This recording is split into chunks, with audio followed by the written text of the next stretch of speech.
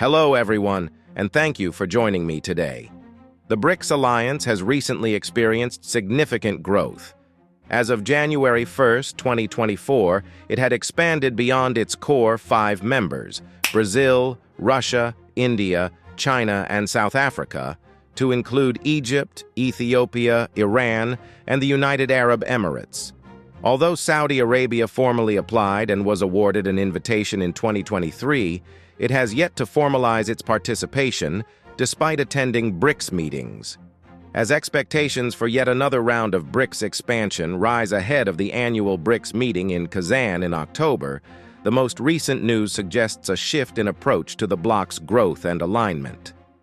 While the BRICS remains committed to fostering a multipolar world and providing a counterbalance to the Western-led economic structure, its short-term objectives have shifted. In mid-August, the BRICS bloc stated that it would postpone its strategic expansion plans. This is stunning news, given that over 40 nations, particularly from Latin America, Asia, and Africa, have shown an official interest in becoming full members of the bloc this year. Malaysia, the most recent member to formally apply, was a natural fit for a developing and expanding economic union. Despite the global majority's high aspirations and desire to support multipolarity and de-dollarization, Russia, the head of the BRICS bloc this year, indicated that any growth ambitions had been suddenly halted for the immediate future. For years, China and Russia have supported ambitious expansion goals, and they continue to do so. However, since the bloc's position has evolved into a global symbol of multipolarity, its members are now faced with the difficult decision of choosing between quality and quantity. As a result, during the most recent BRICS Foreign Ministers' Council, the foreign ministers agreed to temporarily postpone the admission of new members. Of course, in the West, the suspension of the bloc's development was welcomed as a clear indicator of the Global South's weakness and an indication that the BRICS is ready to implode.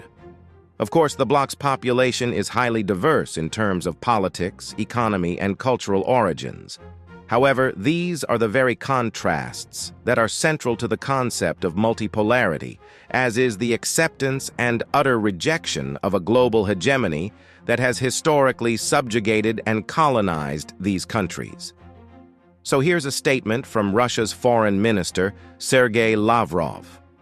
By an overwhelming majority, the 10 members voted to pause with new members to accommodate the new members who had doubled the association's size.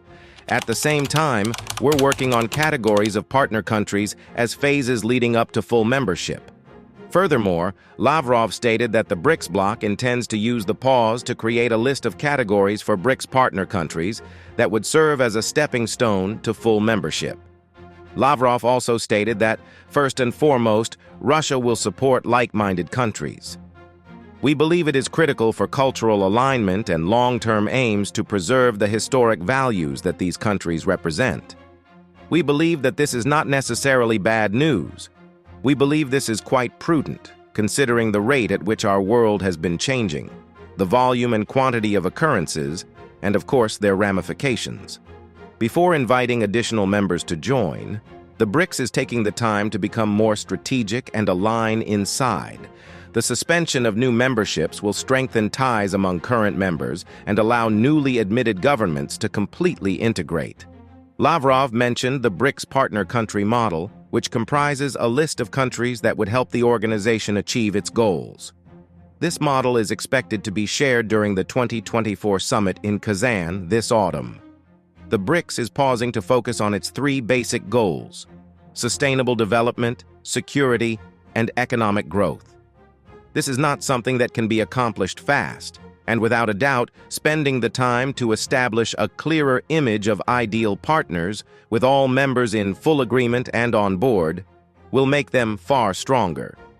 There is a strong desire to join the bloc, and we anticipate that it will only grow as the BRICS bloc advances its development of technological infrastructure to allow a BRICS basket of local currencies to be used effectively, and as Enbridge development progresses. Of course, we know that the geopolitical alignment of potential members is critical, and we are confident that existing members are also waiting for some clarity. After all, now is the moment to handle internal divisions, such as a disagreement between China and India. To be honest, this would be a difficult task, but regrouping now would reduce the likelihood of unfavorable interference later on. The slowdown in expansion should be seen positively because it will further the economic alliance's primary goals and interests. Instead of determining who to admit, there is a long list of people who are willing to join. First and foremost, the bloc's members will decide on their internal organization, with the BRICS Parliament already in the works, as detailed in a previous video. Second, they will align on their partner model, and I anticipate that this partner model will transcend economic barriers and will include strong considerations of the political positions of those countries that have formally applied. Of course, looking back, perhaps they would not have extended an invitation to Argentina if they had already established clear expectations and requirements for those seeking admission. Finally, taking a pause will allow the bloc to observe what happens in the Middle East in the short term, namely whether the conflict will escalate or be mostly contained, as well as what happens in Ukraine and Russia, and if there is any indication of de-escalation.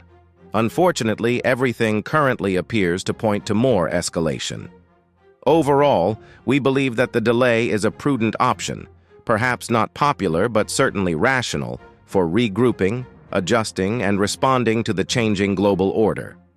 Please leave a comment below and share your thoughts about this.